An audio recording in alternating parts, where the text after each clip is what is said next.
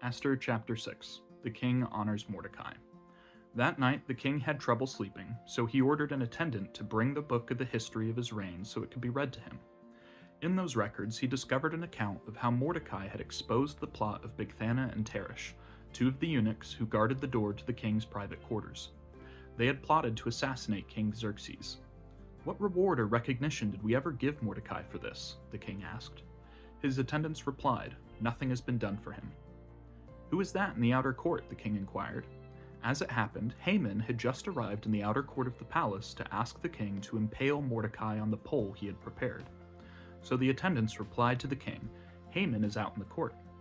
"Bring him in," the king ordered. So Haman came in, and the king said, "What should I do to honor a man who truly pleases me?" Haman thought to himself, "Whom would the king wish to honor more than me?"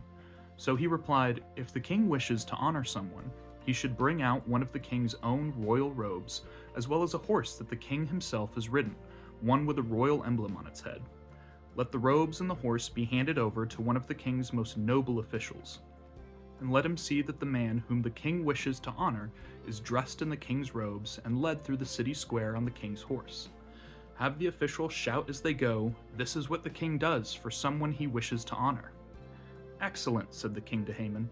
"Quick, take the robes and my horse, and do just as you have said for Mordecai the Jew, who sits at the gate of the palace. Leave out nothing you have suggested." Haman took the robes and put them on Mordecai, placed him on the king's own horse, and led him through the city square, shouting, "This is what the king does for someone he wishes to honor."